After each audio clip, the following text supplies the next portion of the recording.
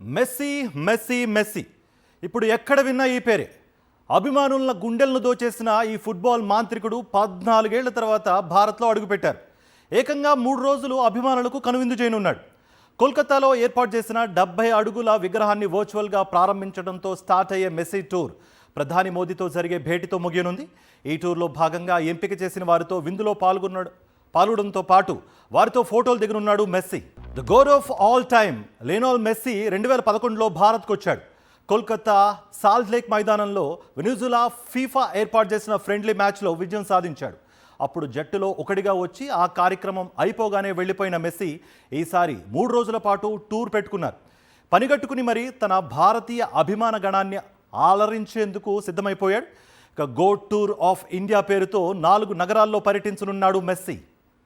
ఈరోజు తెల్లవారుజామున కోల్కతా చేరుకున్న మెస్సీ అక్కడ 70 అడుగుల తన విగ్రహాన్ని వర్చువల్గా ఆవిష్కరించనున్నాడు. మధ్యాహ్నం 1 గంట వరకు యువభారతి క్రీడాగణ్ సత్కారానికి హాజరు కానున్న మెస్సీ కోల్కతాలోని వివిధ జిల్లాల నుంచి వచ్చే చిన్నారులతో ముచ్చటిస్తారు. ఆ తర్వాత సీఎం మమతా బెనర్జీతో పాటు బాలీవుడ్ హీరో షారుఖ్ ఖాన్, టీమిండియా మాజీ కెప్టెన్ సౌరవ్ గంగూలీ, పలువురు సెలబ్రిటీస్ను కలుసుకుంటాడు. సాయంత్రం 4 గంటల కల్లా హైదరాబాద్ చేరుకోనున్నాడు ఈ ఫుట్బాల్ ప్లేయర్.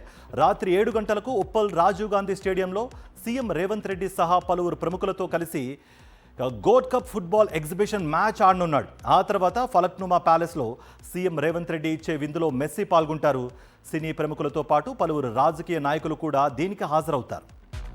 అంశానికి సంబంధించి మరింత సమాచారం మా ప్రతినిధి సాయి కిరణ్ అందిస్తారు. సాయి కిరణ్, క్రికెట్కి ఉన్న క్రేజ్ వేరు, ఫుట్బాల్కి ఉన్న క్రేజ్ వేరు. బట్ భారత్లో అది కొంచెం తక్కువే అని చెప్పాలి. బట్ మెస్సీ రాబోతున్నాడంటే ఫుట్బాల్ లవర్స్ ఎగిరి గంతేసే సిచ్యువేషన్స్. మీ దగ్గర ఎటువంటి అప్డేట్స్ ఉన్నాయి? ఫుట్బాల్ లవర్స్ ఏం చెప్తున్నారు?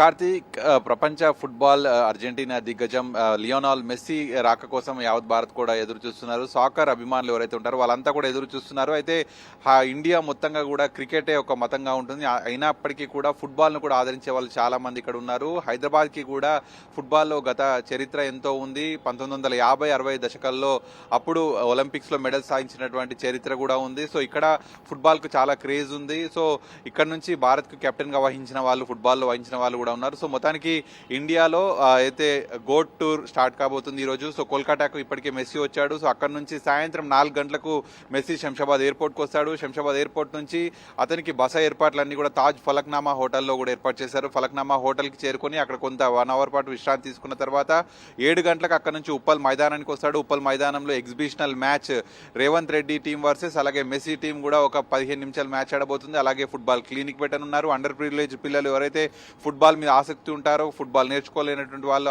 డబ్బు లేనటువంటి పిల్లలు ఉంటారో, వీళ్ళందరినీ కూడా కలిసి మాట్లాడతారు మెస్సీ. సో వాళ్ళకు ఫుట్బాల్ మెలకువలు కూడా నేర్పుతారు. సో మొత్తానికి ఈ టూర్తో ఇక్కడ ఫుట్బాల్ కూడా క్రేజ్ పెరుగుతుందని చెప్పి ఫుట్బాల్ అభిమానులు ఎంతో ఆసక్తిగా ఎదురు చూస్తున్నారు. అయితే ఈ మొత్తం ఈవెంట్లో అటు సినీ సెలబ్రిటీలు పాల్గొనబోతున్నారు. ఇప్పటికే అటు కాంగ్రెస్ సంబంధించినటువంటి అగ్రనేత రాహుల్ గాంధీ కూడా ఇక్కడికి రాబోతున్నారు. సో మెస్సీతో పాటు రేవంత్ రెడ్డి, మెస్సీ ఆడేటువంటి మ్యాచ్ కూడా ఆయన ఉప్పల్ మైదానంలో చూడబోతున్నారు. సో అలాగే మ్యాచ్ తర్వాత మళ్ళీ ఫలక్నామా హోటల్కి వెళ్తారు. అక్కడ మీట్ అండ్ గ్రీట్ ప్రోగ్రామ్ కూడా ఉంటుంది. అక్కడ కూడా సినీ సెలబ్రిటీలు అలాగే కొంతమంది ఎవరైతే మెస్సీతో ఫోటో దిగాలనుకుంటున్నారో వాళ్ళు ఇప్పటికే 60 మంది 10 లక్షలు కూడా చెల్లించారు.